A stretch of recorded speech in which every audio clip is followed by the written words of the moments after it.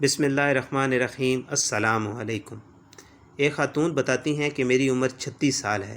میری love marriage ہوئی تھی، ہم کلاس فیلوز تھے اور ایک دوسرے کو 6 سال سے جانتے تھے۔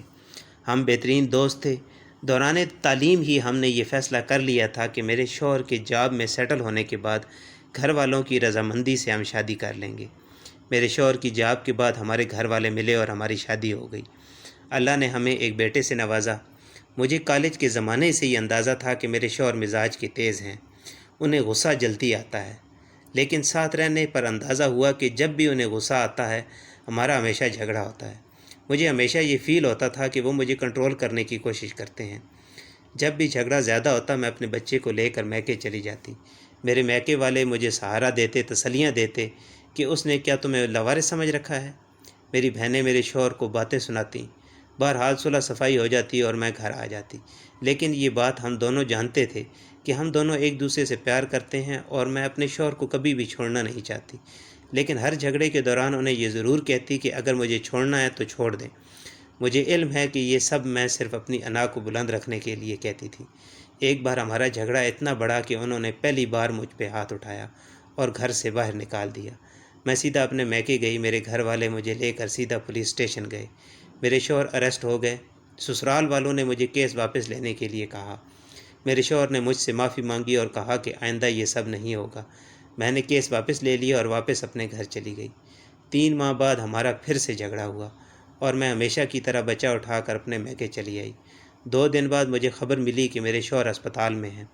میرے گھر والوں نے مشورہ دیا کہ مجھے انہیں دیکھنے جانے کی کوئی ضرورت نہیں، بلکہ میری بہنوں کا کہنا تھا کہ یہ سب ڈرامہ ہے، تمہیں ایموشنلی بلیک میل کرنے کے لیے۔ وہ 1 ہفتہ اسپتال میں رہے، نہ میں ملنے گئی اور نہ ہی کال کی۔ کچھ دنوں بعد مجھے طلاق کا سمن ملا۔ مجھے طلاق نہیں چاہیے تھی، مجھے اپنے شوہر سے محبت تھی۔ میں اپنا گھر خراب نہیں کرنا چاہتی تھی، لیکن میری انا اڑے آ رہی تھی۔ مجھے لگا کہ طلاق کا منع کر کے میں نیچی ہو جاؤں گی۔ میں نے انہیں کال کی کہ جب چاہیں طلاق لے لیں، میں بھی اس جہنم میں نہیں رہنا چاہتی۔ کورٹ میں ہمارا کیس آسانی سے نپٹ گیا۔ میرے شوہر نے میری ساری ڈیمانڈز، بچے کی کسٹڈی اور خرچہ دینا قبول کر لیا۔ ان کا کہنا تھا کہ وہ میری سب باتیں ماننے کے لیے تیار ہیں، انہیں صرف طلاق چاہیے۔ اس طرح جولائی 2009 میں میری طلاق ہو گئی۔ میرے شوہر نے کچھ عرصے بعد شادی کر لی، ان کے بچے بھی ہو گئے، لیکن میرے بچے سے ملنے اکثر آتے ہیں، اس کی ہر ضرورت کا خیال کرتے ہیں۔ بچے کا خرچہ مجھے پابندی سے ملتا ہے، بلکہ میرا گزارا بھی انہی پیسوں سے ہوتا ہے۔ میں اپنے بچے کے ساتھ میکے میں رہتی ہوں۔ میرے تمام بہن بھائی اپنی اپنی زندگی میں خوش ہیں۔ میری وہ بہنیں جو خود فون کر کے میرے شوہر کو باتیں سنایا کرتی تھیں، اب وہ مجھے قصوروار ٹھہراتی ہیں۔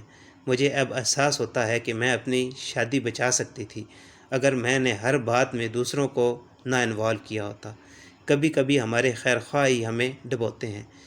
میں ابھی بھی یہ نہیں کہہ رہی کہ میرے شوہر یا میری غلطی نہیں تھی، لیکن ہمارے جھگڑے اتنے بڑے نہیں تھے جن کی وجہ طلاق لی جائے۔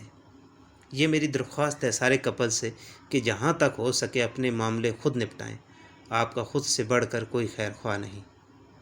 معزز سامعین، آج کی ویڈیو اگر آپ کو پسند آئی ہے تو اس کو لائک کریں اور دوسروں کے ساتھ شیئر کریں، اور ایسی ویڈیوز کے لیے ہمارے چینل کو سبسکرائب کریں۔ ملتے ہیں نیکسٹ ویڈیو میں، تب تک کے لیے اپنا اور اپنے ارد گرد کے لوگوں کا بہت سارا خیال رکھیں۔